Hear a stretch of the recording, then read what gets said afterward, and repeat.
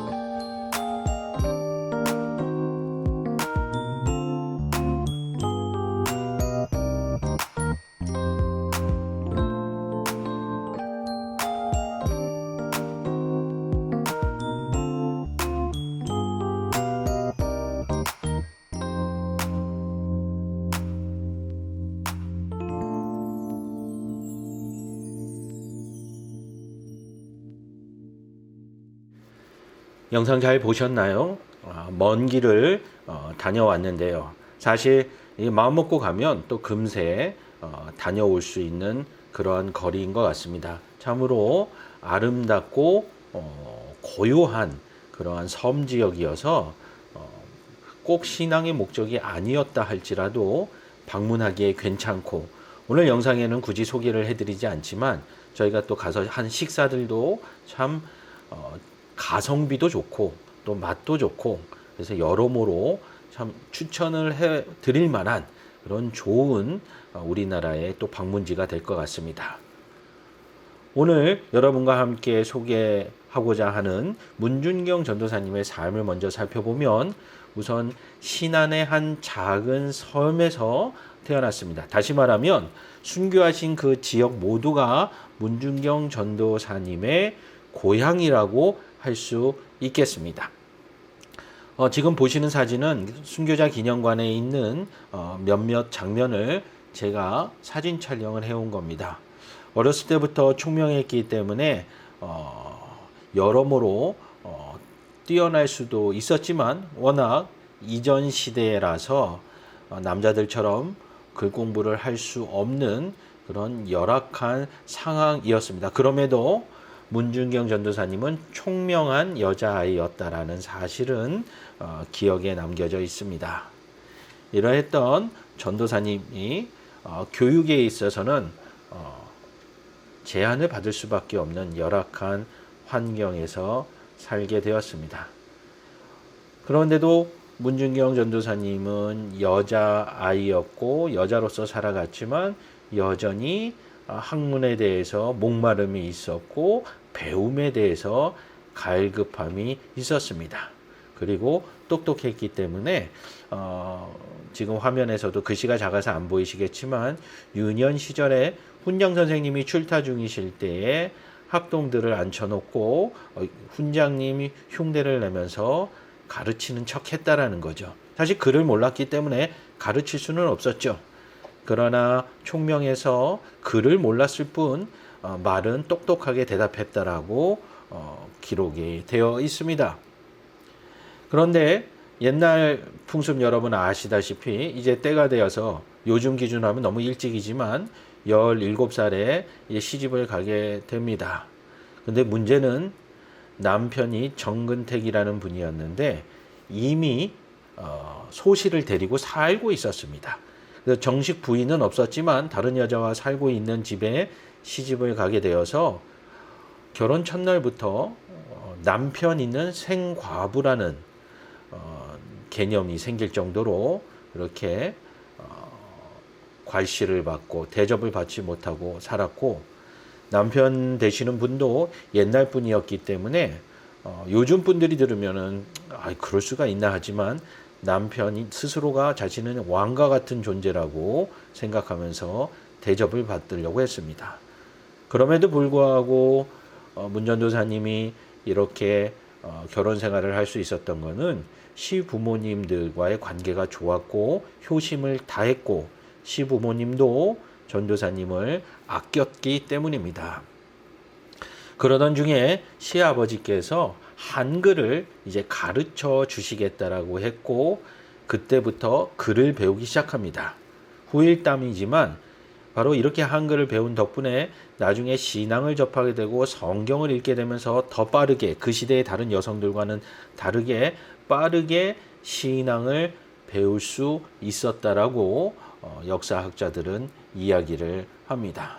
그러나 여전히 결혼 생활은 어려움이 있었습니다. 심지어 그렇게 위안과 희망이 되어졌던 시아버지가 이제 연세가 드시니 돌아가시게 되고 남편 없는 시댁에서 이제 살아갈 이유가 사라지게 되었던 거죠. 그래서 시아버지 3년상을 치른 후에 이제 오빠가 살고 있는 목포로 이사를 가게 되고 거기서 재봉틀과 삭바느질로 어려운 생활을 하게 됩니다. 여기까지가 아직 문전도사님이 예수님을 만나기 전까지의 과정이 되겠습니다. 이후에 목포에서 이제 신앙의 첫 접촉점이 생겨나게 됩니다.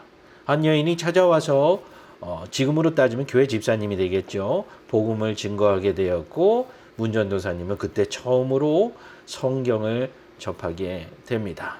그리고 영생에 대한 소망과 구원의 확신을 가지게 됨으로써 그때부터 하나님 자녀되는 삶을 살아가게 됩니다. 그러던 중에 목포에서도 여러 교회 지도자들의 도움을 받으며 믿음을 키워가게 됩니다. 여러분들을 이 순교자 기념관에서는 설명하고 있지만 그 중에서 특별히 이 성봉 목사님의 도움을 많이 받게 됩니다. 그래서 기혼자들은 원래 입학할 수가 없었던 당시의 어떤 관습을 깨고 목회자의 보증을 더불어 경성성서학원이라는 곳에 입학하여 성경을 배우게 됩니다. 여기서 열심히 성경을 배우면서 이제 하나님의 종으로서 준비되기 시작합니다. 이쯤에서 한번 잠깐 순교자 기념관 내부를 영상을 통해서 한 번 더 보도록 하겠습니다.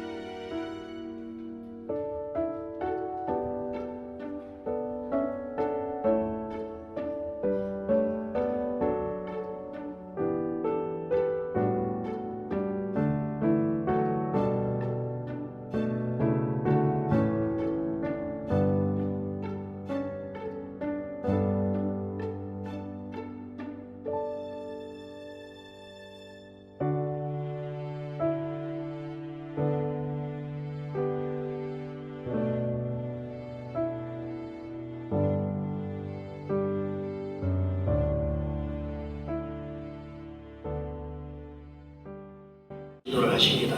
그렇게 되니까 보통 사람 1년에 고무신 한 컬레 정도 떨치던 때에 우리 문전도사님은 고무신을 9컬레 이상 떨쳤다는 이야기가 유명합니다.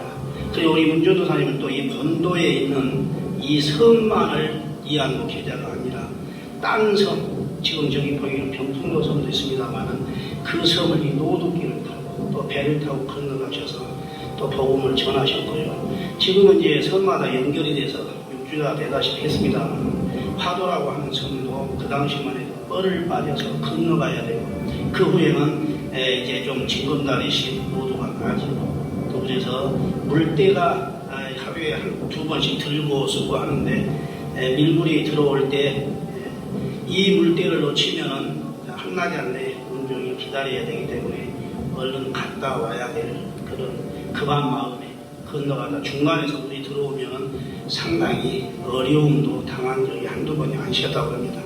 사역을 하시는데 18년 동안의 사역에 신안군 일대에 100여 개의 교회를 세우시게 됩니다.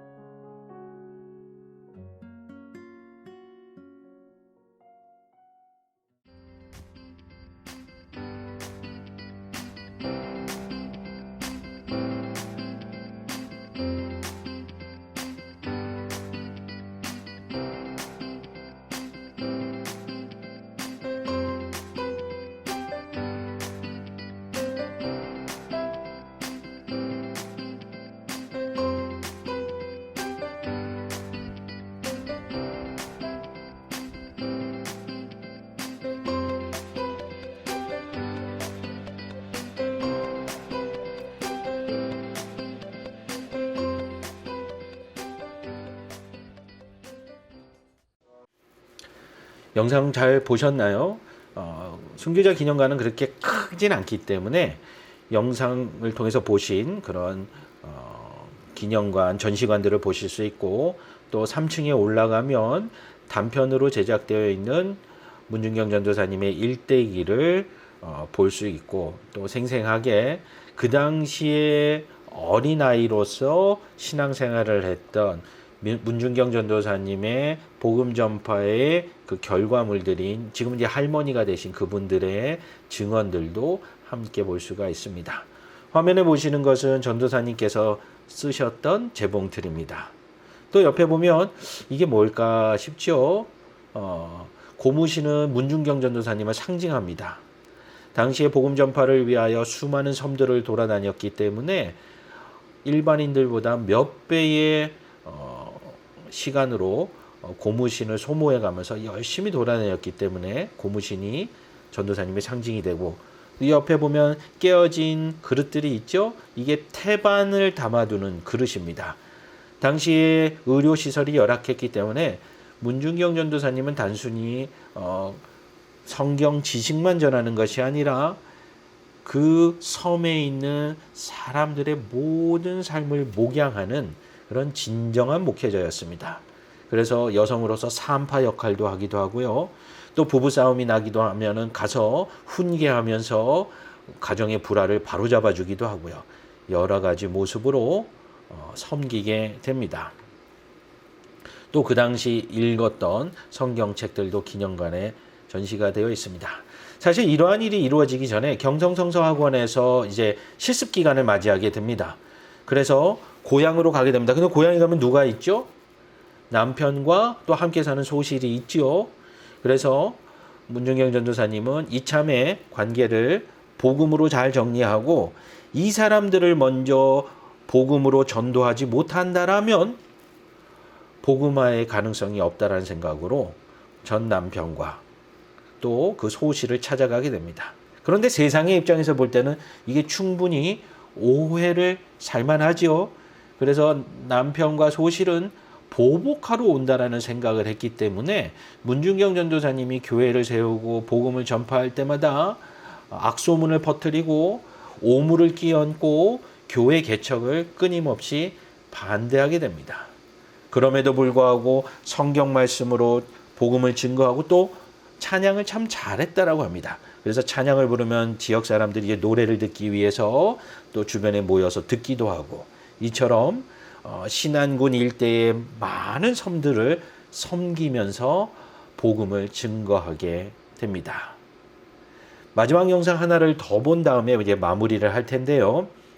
이 마지막 영상은요, 우리 문전도사님께서 신안군 증도에서 교회 개척을 하시면서 항상 뒷산에 올라가서 기도하시던 곳입니다. 순교자 기념관 뒤편에 있는데요.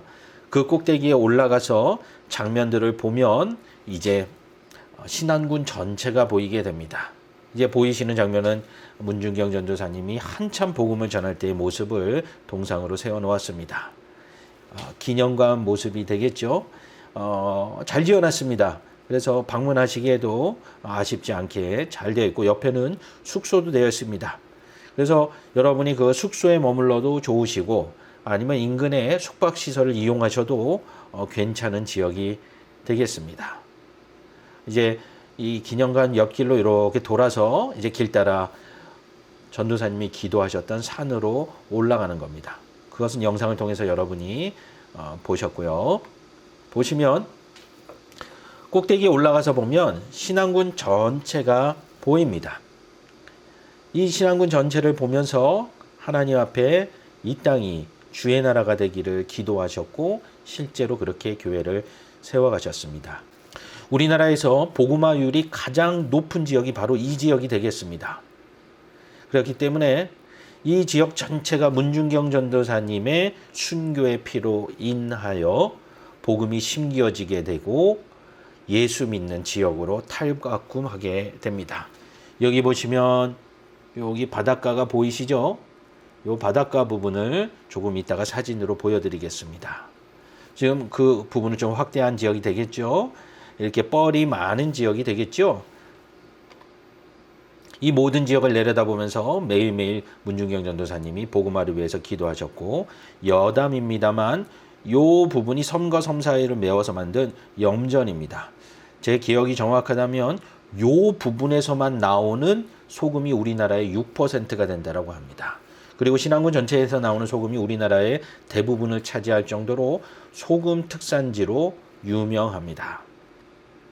자, 보시면 제가 직접 사진을 찍기가 쉽지 않아서 비슷한 것을 현장 방문해서 찍어 왔는데, 여기 보시면 이렇게 물이 빠져나간 다음에 길이 드러나죠. 이게 노드길이라고 합니다. 그러니까 지금은 다리가 다 놓여져 있어서 차량으로 이동하지만 문준경 전도사님이 섬기실 당시에는 이 지역들이 이렇게 다 떨어져 있고 배로만 가는 거죠. 그럼 물이 빠졌을 때 마음이 급하셔서 그냥 물이 다 빠지기도 전에도 이 뻘을 고무신 신고 건너가셨다라는 거죠. 그러면서 수많은 섬들을 다니면서 교회를 세우고 복음을 전했다라는 것, 후배 목회자로서 참으로 상상할 수 없을 정도로 엄청난 복음에 대한 열정과 사랑이 있었다라고, 귀감이 된다라고 말씀드릴 수 있겠습니다. 그리고 순교 직전의 마지막 기도문인데요. 제가 대신해서 한번 읽어드리겠습니다. 주여, 이 나라는 어찌하여 이다지도 고통을 받아야 하는 것입니까? 백성들의 신음소리가 들리지 않습니까? 눈물로 울부짖으며 간구하는 저들의 기도 소리가 들리지 않습니까? 주여, 주여, 굽어 살피시고 돌보아 주시옵소서. 연약한 백성들의 신음소리가 저의 오장육부를 다 파헤치는 것만 같습니다. 일제 35년 동안 나라 곳곳에서 흘린 눈물과 피, 그것으로 족하다고 생각됩니다. 주님이시여, 내 아버지시여, 천한 소인의 기도를 들어 응답해 주시옵소서. 하루빨리 이 악마의 무리들을 이 땅에서 내몰아 주시옵소서. 불쌍한 내 민족을 구원해 주시옵소서. 주여, 주님이시여. 그리고 전도사님이 늘 내려다봤던 그 신안군의 바닷가에서 공산당에 의해서 순교를 당하게 됩니다. 지금 가면 이렇게 순진무구하게 장둥어와 또 방개들이 뻘을 열심히 돌아다닙니다. 바로 그 앞에 문준경 전도사님의 순교 장소를 기념하는 비가 세워져 있습니다. 사실 목포에서 신앙생활을 할 수 있었고, 그 당시에 거기서 생활할 때 이성복 목사님이 만류했습니다. 문 전도사님, 지금 고향교회 세운 교회들로 돌아가면 죽습니다. 절대로 가면 안 됩니다. 근데 문 전도사님이 강한 결단을 합니다. 목사님, 제가 돌아가지 않으면 우리 교인들이 죽습니다. 그리고 죽을 줄 알면서도 고향으로 돌아와서 공산당한테 붙잡히게 되고 잔인하게 순교를 당하게 됩니다. 그 순교의 피가 오늘 신안군이 우리나라에서 가장 예수 믿는 사람이 많은 지역으로 탈바꿈하게 되는 놀라운 복음의 결과로 드러나게 됩니다. 전도사님이 기도하던 산에서 이제 내려오다 보면 이런 마을 풍경이 보입니다. 여느 섬마을과 다를 바가 없죠. 그러나 이 신안군이 다른 것은 무엇이냐? 바로 전도사님의 복음의 씨앗을 통해서 세워진 교회가 많다라는 겁니다. 그 중에 중독립교회는 전도사님께서 직접 사역하셨던 교회입니다. 경성성사학원이 나중에 부천과 서울 사이에 있는 서울신학대학으로 이제 바뀌었죠. 그리고 성결교 교단에 소속되어 있기 때문에 교회가 지금 그렇게 보이고 있습니다. 이 중독립교회에서 이렇게 섬기면서 이 마을을 섬기셨는데요. 오른쪽 그림을 좀 확대해서 보면요. 바로 목민센터라고, 아까 제가 태반 그릇 보면서 말씀을 드렸죠. 문준경 전도사님은 단지 종교적인 전파 활동만 한 것이 아니라 마을의 모든 문제를 해결하는 그러한 사역을 감당했다라는 거죠.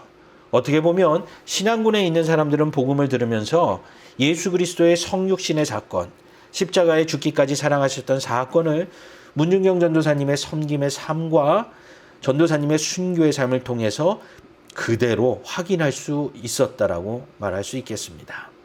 이 목리센터는 이제 옛날 건물이 되겠는데, 실제로 이 위에 있는 이 목재 구조물들은요, 문준경 전도사님 당시에 구조물을 그대로 유지하고 있다라고 합니다.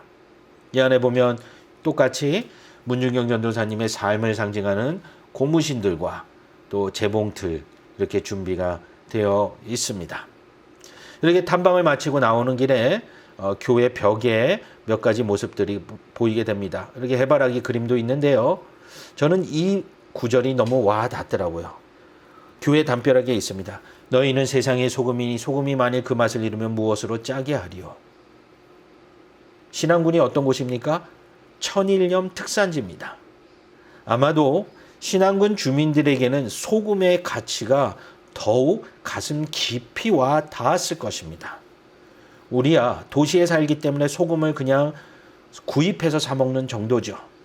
그러나 신앙군에 있는 주민들은 이 말씀을 들으면서 태양볕 아래서 천일염들을 만들어내고 그것들이 귀하게 쓰임받는 것들을 보면서 신앙의 모습으로 이해하고 깊이 받아들였지 않았을까라고 생각을 합니다.